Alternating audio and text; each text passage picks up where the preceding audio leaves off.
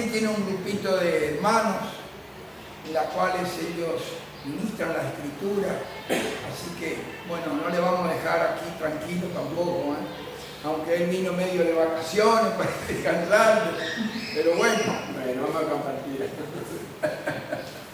Pasá bien. No tengo la energía de Carlita, pero la energía que tiene este ciervo, cuídenlo. Cuídenlo porque esa energía sale de su corazón. Y es hermoso ver a los chicos y hay que tener cuánta paciencia y amor con los chicos. Cuánta paciencia y amor con los chicos. Y con los jóvenes también, y con los niños también. Hace muchísimos años, cuando a mí y a mis hermanos nos llevaban mi papá y mi mamá a la escuela bíblica, bueno, teníamos, así como acá, teníamos que estar clavados al banco sin movernos, porque cuando llegábamos en casa, Así era, a esto no llegó mucho Carlita, pero yo me acuerdo, ¿no es cierto?, que mi papá y mi mamá nos preparaba el sábado para ir a la casa del Señor, el sábado. El domingo no hacía nada, ya estaba todo hecho. Y entonces a la mañana y a la tarde concurría, a la mañana en la escuela bíblica. Y teníamos que tomarnos todo de la manito y ir caminando no sé cuántas cuadras hasta un templo muy humilde, muy precario, donde no había la que ustedes tienen acá atrás, todos juntos, igual que acá. Pero acá se hace la apertura y los chicos luego van a su lugar. Y a veces uno no entiende o no alcanza a entender porque claro, son chicos, ¿qué van a entender? No, eso va quedando acá. Eso va quedando acá. Porque lo que se enseña acá, lo que se enseña en la iglesia, lo que el maestro dice de la palabra de Dios a los chicos, va a llegar el tiempo de la adolescencia, de la juventud y por qué no, ¿no es cierto?, en la madurez, donde nos vamos a acordar de ciertas cosas que no se enseñaron en la iglesia y por ahí nuestros padres también. Y por la situación en la cual uno está viviendo, recuerda alguna palabra de Dios. Y si no se acuerda, alguien le hace acordar. Alguien le hace acordar. Y por situaciones X de la vida que Dios mismo prepara para aquellos que van a ser del Señor, empiezan a buscar una iglesia evangélica. Y muchos de nosotros, uno fui yo y otros tantos también, que cuando se llega a la juventud, a la edad difícil de la adolescencia, a la juventud, nos deslizamos un poquito. En mi caso no fue así, pero fue por otro motivo. Pero nos deslizamos en la juventud y nos vamos un poquito para allá queriendo saber, averiguar o probar algo que la iglesia no se prueba. O que la iglesia nos enseña o que la iglesia se enseña a no hacer. O a no comportarse así o a no... Bueno. ¿Y qué pasa con el ser humano cuando alguien le prohíbe algo? Justamente eso quiere hacer. Cuando Dios le dijo a Adán y Eva, esto no, era no. Pero no repitió más, según la Biblia, era no. Y Dios le dejó en libertad para que ellos hagan lo que le parece que tienen que hacer. Tenía que obedecer, no obedecieron. Así somos nosotros. Por eso a los chicos, ustedes ven cómo se portan acá, así como se portan acá. No sea impaciente por esto, porque va a llegar cierto tiempo, si el Señor no viene antes y nos llevan a estos chicos, bueno, y la Biblia dice, instruye al niño en su camino. ¿El camino de quién?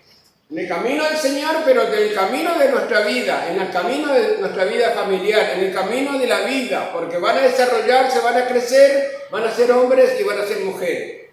Pero sobre todo si instruimos la palabra de Dios, que es completa para todo el desarrollo de nuestra vida, es lógico. Por eso es importante que vengan a la escuela bíblica. Porque en casa no hacemos esto, la mayoría de los padres no hacemos esto con nuestros hijos. Y usted va a decir por qué.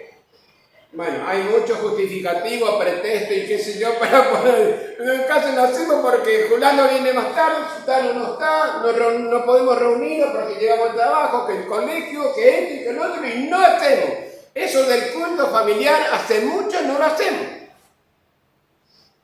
Yo cuando volví al camino del Señor y entendí que yo, papá, responsable ante Dios de mis hijos, listo. Nos reunimos todas las noches. Yo y mi esposa nos pusimos de acuerdo, punto. Yo tenía 2 chicos nomás, después vino uno más, después fuimos 4. Pero todo antes de dormir, y a la mamá, mi esposa, tenía que enseñarle antes de lavarte toda la cara y en la camita, a orar. Antes orábamos de rodillas. Antes todo de rodillas, los mayores también de rodillas. Todo de rodillas. Está bien, no es la rodilla, no es el cuerpo, pero si uno siente esto, ¿no? Entiende que uno no es nada delante del Señor y lo mínimo que puede hacer es arrodillarse, ¿por qué no hacerlo? Pero bueno, la Biblia dice que Dios juzga los motivos y las intenciones del corazón. ¿Por qué traigo esto a colación?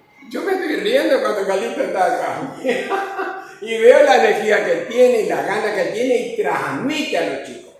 Esto va a quedar, Esto va a quedar en el corazoncito de ellos. Nosotros teníamos maestros que lo que decía lo vivía y lo que cantaba lo vivía y lo hacían con tonalidad y ellos perciben esto. Y a algunos se les pegan, por eso el griterío a veces acá.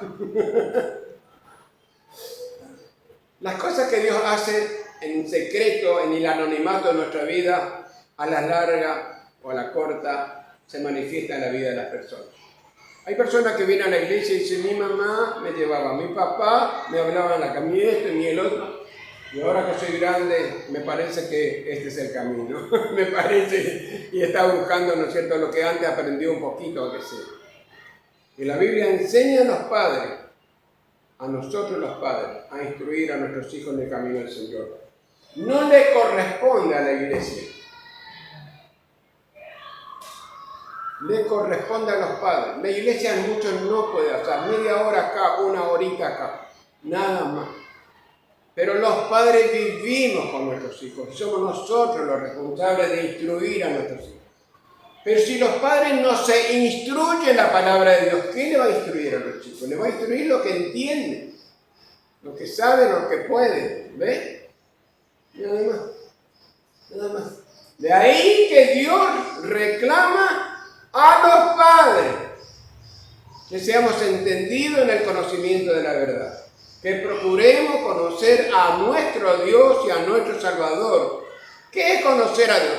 Antes de conocer a la palabra lo podríamos conocer. Conocemos a Dios por medio de la palabra, pero por medio de la palabra tenemos que tener un conocimiento íntimo con Dios, como si usted está abrazado con Él, ¿no? ¿Me puede entender? Amo a Dios, lo percibo a Dios, lo siento a Dios, lo vivo a Dios, por medio de lo que Él me dice.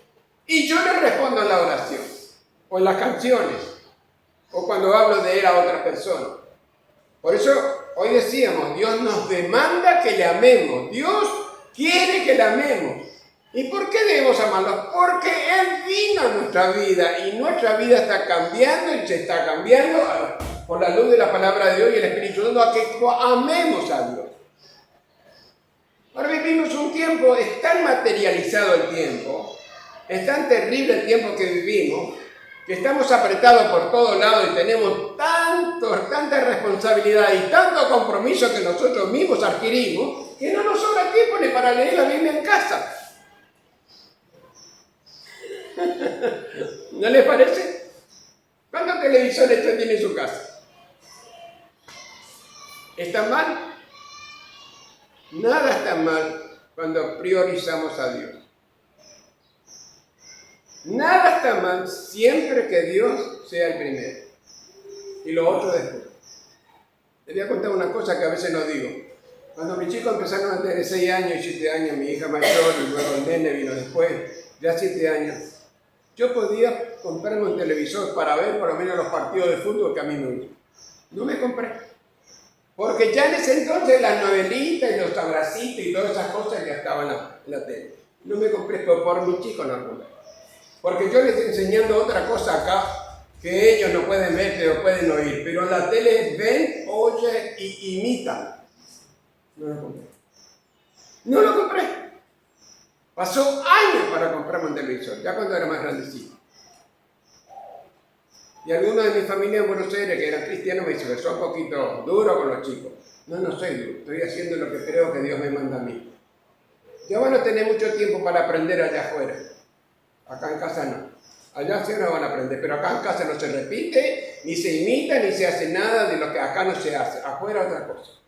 Acá no. Uno es duro, ¿no? La palabra de Dios también es dura, es exigente, ¿o no? Sé santo porque ¿ven? Eso parece duro, no. Dios tiene derecho a pedirnos que nuestra conducta sea de testimonio, nuestra conducta sea como Dios quiere que sea. Tiene derecho a pedir. Claro, somos de Él, le pertenecemos a Él. Miren lo que dice, ya que estamos un poquito con el tema. Hebreos capítulo 4, es conocido, pero quiero entrar en la relación de lo que se estuvo enseñando. Hebreos 4:2 es conocido este pasaje, dice, porque la palabra de Dios, ¿lo tienen? Espérate, un momento. 4:12. Porque la palabra de Dios es viva y eficaz. Dos palabras. Viva por un lado y eficaz por el otro lado. Y está enseñándonos, mostrándonos cómo es viva y cómo es eficaz. Y acá dice, es más cortante, no cortante, es más cortante que toda espada de dos filos. Es lo que usaban los soldados romanos, es lo que usaban los ejércitos. ¿Por qué? Porque cuando herían al enemigo no tendría que levantarse, que se desangre ahí y se muera. Al tener los filos, cuando sale, se cierra la herida y la sangre queda adentro. La idea, por eso acá Pablo pone, es como espada de dos filos y penetra, porque es larga y tiene dos filos, ¿hasta dónde? Hasta partir el alma. Miren la operación que hace la palabra de Dios en alguien que empieza a creer. Yo digo empieza a creer, ¿sabe por qué? Porque la palabra ya está operando. La palabra ya está obrando, está haciendo una operación, está entrando. Despacito, pero está entrando y está produciendo dentro del corazón de la persona esa operación. Que hace qué sé yo, un médico que opera, ¿no? Que tiene un bisturí. Eso es lo que hace. Esta es la idea de la palabra de Dios. ¿Sabe cuándo la palabra de Dios no opera? ¿Sabe cuándo? Siempre opera, pero ¿sabe cuándo lo opera? Cuando somos incrédulos. Así de sencillo. No creen. Lo leemos, pero no creen. Escuchamos, pero no creen. ¿Sabe por qué Dios habla así? Porque en la Biblia creer es mucho más que entender intelectualmente. Es mucho más que consentir una verdad. Es mucho más que estar de acuerdo con una verdad. En la Biblia creer es apropiarse de la palabra de Dios. Como si usted dice, esto es mío, esto es para mí. Es apropiarse. Es adueñarse, si vale la palabra, de lo que Dios me está diciendo porque es verdad en mi vida. Por eso los textos bíblicos que los chicos repiten acá es bueno, porque va a llegar un momento que se van a acordar. Y de estos textos bíblicos no solamente es responsable los maestros no son tan responsables. La mamá y el papá, ellos son los responsables. ¿O no? Y si no tiene mamá y papá, el abuelo es responsable. Pero alguien es responsable. No, si se van a la iglesia, ya están los departamentitos, sí, bárbaro. Pero la iglesia no tiene todo el tiempo para enseñar a los chicos todo lo que Dios quiere enseñarles. Porque a los chicos no solamente hay que hablarles, hay que mostrarles, hay que ser ejemplo, hay que ser modales, etcétera, etcétera. Y la palabra de la mamá y del papá es la palabra de Dios. No, sí, y no hay términos medios. ¿Es no o es sí? Así es Dios. ¿No es así Dios? O es no, o es sí. O está bien o está mal. No hay punto medio. No hay opción. O una cosa o la otra. Así los padres en casa. Y yo aprendí esto cuando volví al camino del Señor. Así es. Con amor, pero con firmeza. ¿Y sabe qué eso hace? El Espíritu del Señor que ya está en nosotros, que nos está convenciendo. Nos está convenciendo que esta palabra es la verdad. Primero para mí. y después para otra persona, para mis hijos.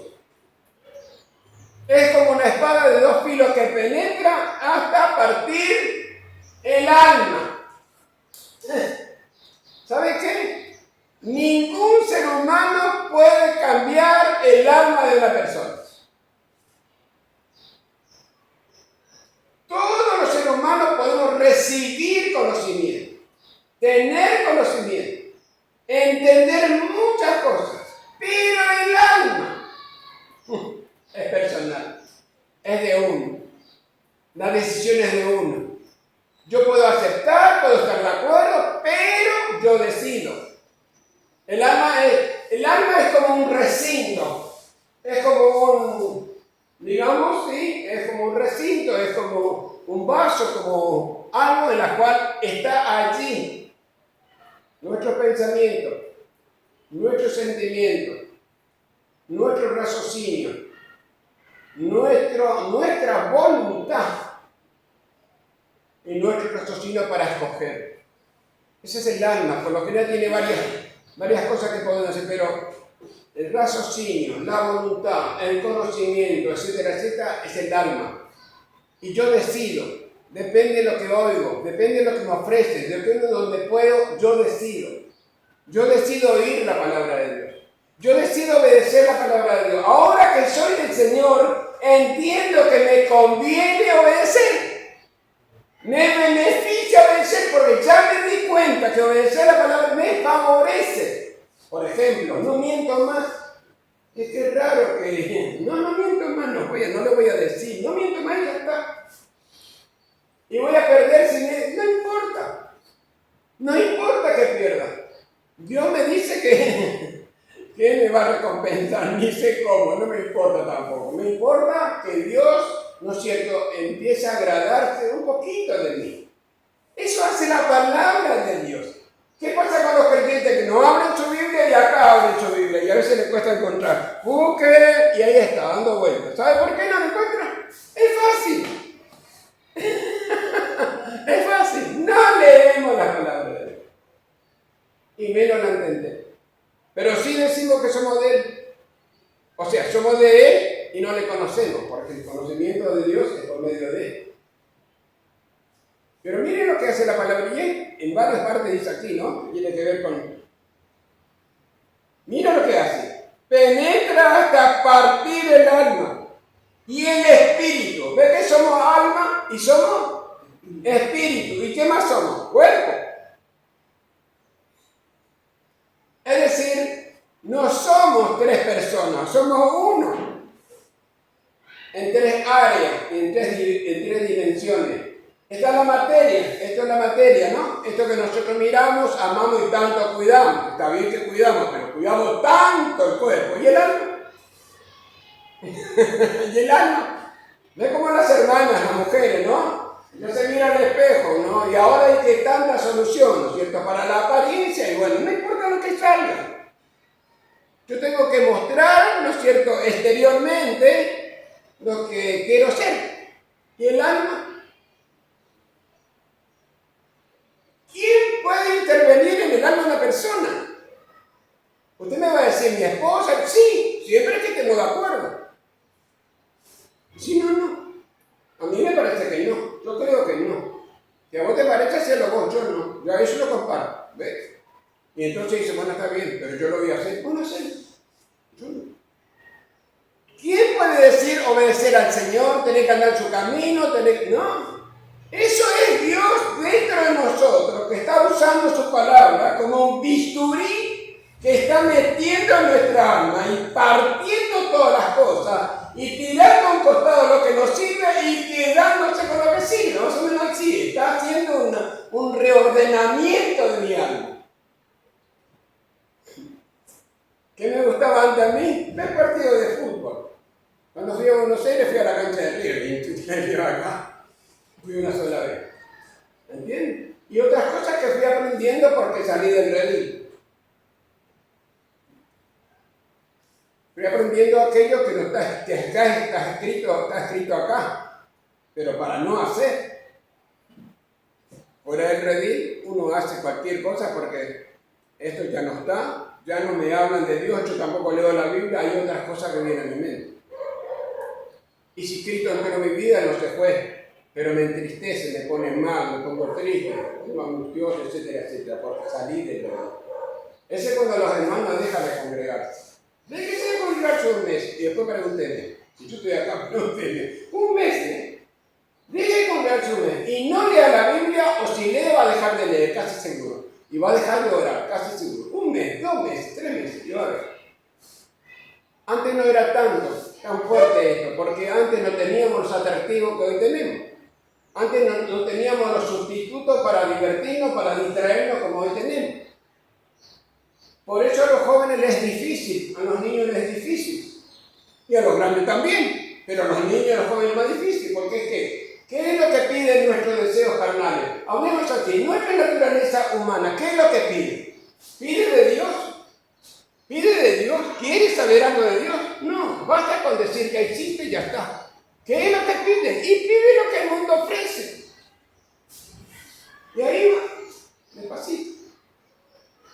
Yo conozco familias, los chicos de 13, 14 años, ya se están perdiendo. Y no porque no tenga buenos padres, porque en el colegio no es el mejor lugar que para los chicos. Ya no es el mejor lugar. ¿Ve? El mejor lugar es Dios y su palabra, el lugar donde Dios nos permite reunirnos como hermanos. Acá vamos a oír palabra de Dios.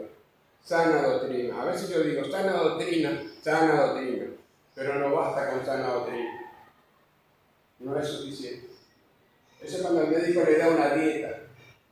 No basta con la buena dieta que le da. Si usted no pone las cosas en su lugar y es cumplidor con esa dieta, etcétera, etcétera, no basta con saber y no basta con cumplir a media las cosas. No, la dieta tiene que ser rigurosa según la necesidad del cuerpo. Para entender, el alma necesita, clama. David decía, mi alma tiene sed del Dios vivo. Así como el ciervo clama por la corriente de las aguas. El ciervo se llenaba todo esto de agua y caminaba 3 o 4 días sin beber. Entonces cuando le faltaba esto, estaba enloquecido el animal. Y él compara esto, así como el ciervo clama por agua, por agua y por agua. Así es mi alma. Clama por la agua. ¿Viste ese alma? No es este, no, que yo no digo que aquel que recibe a él, el Espíritu de Cristo, comienza de a poquito, ¿no? A correr o a salir o a brotar y salpicar desde su interior, ¿qué cosa? ¿Qué cosa? Corriente de agua, para entender, no es una cosa flojita, no es una canilla que gotea. No es algo que empieza a brotar y cada vez más. Esa es la riqueza de la palabra de Dios, que lo vivimos, lo comemos y lo hacemos. Y nos damos cuenta que nos favorece. Hoy hay tantas predicaciones por todas partes y muy poca voluntad de obedecer. Por eso la iglesia tiene que hacer otras cosas para que los hermanos vengan. Allá en Buenos Aires hay que hacer muchas cosas para que una iglesia replete. Hay que hacer cosas que no se deban, pero hay que hacerlo, si no lo veo. Y viene la iglesia y me habla del pecado, me habla de esto, me habla del otro y me echa palo. No, me voy allá. Y encima no me ofrecen lo que los otros ofrecen. ¿No? El mundo está así dado vuelta, mis hermanos. Pero hay una cosa linda en la Biblia. Toda la Biblia es linda, pero hay verdades hermosas en las cuales uno puede descansar. Por ejemplo, la Biblia esta mañana decíamos, el hermano decía, que Dios nos escogió antes. Eso a mí me cuesta a mí, yo creo, pero me cuesta entender eso. Usted está sentada acá como cristiano, usted es cristiana. Crea, Dios, el Señor, el Creador, el que no tuvo principio ni el eterno Dios, el que usted no puede entenderlo tampoco a Dios. Que la Biblia dice, en el principio creó Dios Pero no habla de él no tiene genealogía, no tiene pastor, él es eterno. Y ese espíritu encima. Esa persona, a usted le cogió antes que el mundo fuese creado, antes que Adán y Eva, antes de sus padres, de sus abuelos, antes. Que usted no cree. Bueno, si usted me dice que no entiende, está bien, pero créalo. Porque es palabra de Dios. Es palabra de Dios. Y para que yo venga a este mundo, ¿a quién Dios escogió? ¿A quién Dios los atrajo? Es increíble esto, ¿eh? Es increíble que Dios une a dos personas, creyente, incrédulo, los dos incrédulos, los dos, como sea, paraguayo, boliviano, como sea, une a dos personas para que usted venga. Si no hubiera sido por papá, que argentino, y mi mamá paraguaya, no hubiera venido a este mundo. Vine porque Dios quiso ensamblar estas dos personas y vine yo y dos hermanos más, 12.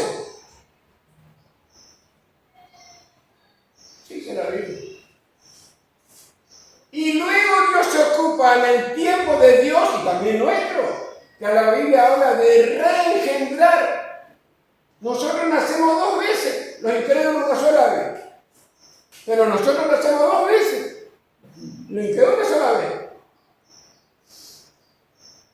Nosotros no necesitamos hacer otra cosa para ir al cielo. Ya está. El cielo está abierta, las puertas. Cuando el Señor le llama a usted, las puertas están abiertas. El cielo le pertenece a usted acá. Acá no dice el Señor que de aquí tenemos vida eterna. Jesús dijo, el que cree en mí, tiene, presente posesivo, vida eterna. Que yo no vivo en el cielo es una cosa, pero el cielo está en mi vida. El cielo es Él está en mi vida. Y me ayuda increíblemente a dejar lo que tengo que dejar y avanzar. ¿Quién hace esto? ¿Quién hace esta operación? La palabra de Dios. No es. La palabra de Dios sana, justa, hermosa, gloriosa. No, ni agregada ni quitada. No torcerla. No hacer lo que muchos hacen otros para darle cosquilla al oído de la gente. Yo lo digo porque es así, ¿eh? ¿Qué quiere la gente oír? Bueno, lo que la gente quiere oír. Pero la gente tiene que oír lo que Dios dice. Dios es amor, pero también es justicia. Dios quiere salvar, pero el pecador tiene que darse cuenta que necesita un salvador. Para darse cuenta hay que explicarle qué le está pasando y por qué le está pasando y necesita un salvador. Y la Biblia es el manual para todo ser humano, en todos los sentidos, en todos los rubros, pero especialmente en lo espiritual. Abuelas que están acá, ¿qué hacen con sus nietitos que tienen en casa? El papá que están acá, ¿qué hacen con sus hijos que tienen en casa? No, el domingo hay escuela bíblica. ¿A dónde? En la iglesia. Le voy a decir una cosa, no se me enojen conmigo. No existe la iglesia si no existiera el hogar. No hay iglesia sin hogar. El hogar es la primera iglesia. La primera institución no es la iglesia, es el hogar. ¿Sí o no? Es la iglesia. Y las personas de ese hogar se van convirtiendo al Evangelio. El Evangelio es las noticias buenas de salvación.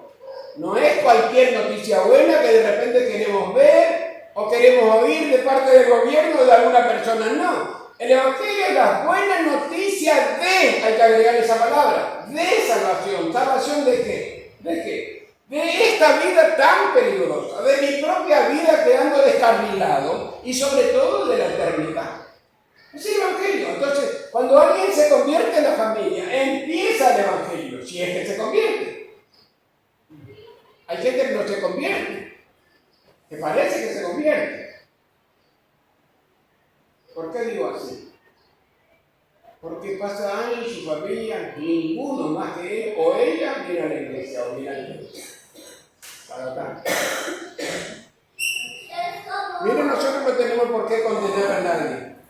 Pero Jesús dijo, por sus frutos, ¿sí o no? ¿Qué clase de fruto? ¿Qué clase de fruto? La palabra fruto, obra, hechos, cosas palpables. Por tus frutos, lo conoceré. Yo puedo entender algo de mí, puedo entender algo de otra persona.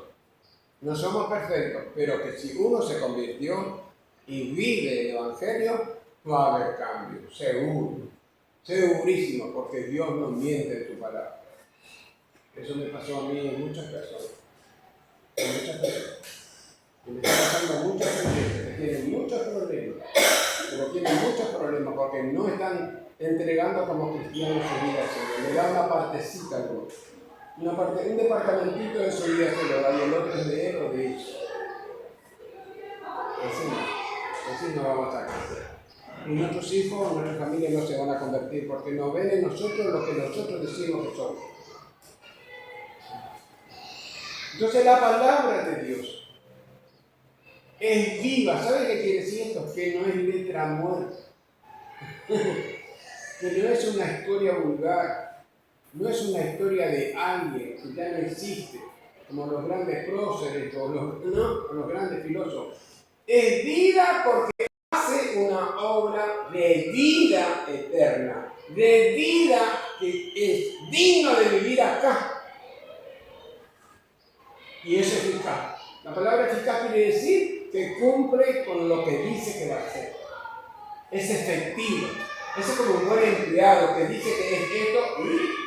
Miren cómo es ese muchacho. No le largamos más a él o a esa chica que cumple tal cosa. Es mucho más de lo que dijo ser. Bueno, la palabra de Dios no es la palabra de los arcángeles ni nada. La palabra de Dios hace la obra que promete hacer. Y para eso, la palabra de Dios va a tener que estar en nuestros corazones. Como dice el Deuteronomio, que había que enseñarle a nuestros chicos para antes eran así papeles, carteles por todos lados para repetir, ¿no es cierto? ¿Quién es el Dios de Israel? Recuérdale a tus hijos cuando se levanta, cuando se acueste, cuando sale, cuando vuelve, cuando esto, cuando aquello. Y tenía que hacer. Los primeros libros, los primeros 6 libros de los libros de la ley, el varón tenía que saber bien y hasta de memoria para que a los 13 años pueda dar uno de los rollos de la sinagoga y leer. Así es. Tenía que memorizar la ley del Señor para luego poder a los 12, 13 años darle en la sinagoga para que lea uno de los rollos de la Biblia. Eso era la ley. Y la ley no es opción, tiene que ser así y los padres tienen que aplicar esa ley en casa. Hoy no vivimos bajo la ley, vivimos bajo la gracia. Pero bajo la gracia tiene costo también, ¿o no tiene costo?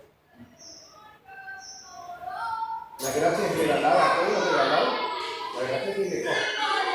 Que Dios nos bendiga porque vienen todos los chicos. Y algo dijo una cosa que me tocó a mí. Porque él dijo que los padres son responsables. La primera escuela está en la casa. Y eso es verdad, yo alguna vez tuve que llegar por eso. Pero tocó otra cosa ahí. Y él dijo, si no son los padres, son los abuelos. Y ahí me tocó a mí. Y cuando me tocó a mí, me vino a la mente, no la busquen, pero le dice... La declaración lo da el apóstol Pablo y dice así, hablando de Timoteo, trayendo a la memoria la fe no fingida que hay en ti, se está refiriendo a Timoteo, la cual habitó primeramente en quién, en tu abuela Lidia. Mira, ¿ves cómo está la cosa? En tu abuela Loida. Y en tu madre Eunice, y estoy seguro que en ti también. El padre de Timoteo era griego, y naturalmente como griego capaz que no le interesaba mucho la cosa del Señor. Mire cómo era la cosa. Pero ¿quién se ocupó primero? La abuela. Y junto con la abuela, su madre. Miren cómo son las cosas. Y hoy en día eso es así, debe ser así. También en la responsabilidad de los padres. Si los padres no pueden, digo a esto hablando del mundo en que vivimos, no de las leyes humanas, si los padres están mal o murieron, o qué sé yo, la ley de un país le hace responsable a los abuelos. ¿Para qué más? ¿La sociedad? La sociedad, miren cómo son las cosas, miren cómo viene. La familia. La familia, miren. Y ahí ese pasaje que leíste en Timoteo es muy importante porque pronuncia una palabra, sabiendo de quién oíste, y otra muy importante hoy por hoy. ¿Quiénes son los que nos están enseñando? Una fe verdadera, no fingida, miren, todo lo que eso implica. Y tiene una relación con, más adelante, cuando el apóstol le dice que de la niñez ha sabido las escrituras, las cuales te pueden hacer sabio para la salvación que es en Cristo Jesús. Mire la importancia. Y hoy en día se cuadra eso, no lo tenemos mucho en cuenta, papá y mamá o abuelo, no lo tienen mucho en cuenta. Pero mire qué responsabilidad nos toca. Que el Señor nos bendiga. Había que agregar algo, porque del tribunal de Cristo va a saltar esto, ¿eh? Claro, va a saltar. Y en el libro que Dios tiene para cada uno de nosotros, que se llama Libro de la Obra, Serafín. A ver el libro de Serafín, acá está, Serafín Viviani, muy bien. Ahí va a estar muchas cosas tachadas y otras. Bueno, gracias a Dios por su palabra. Vamos a llamar a los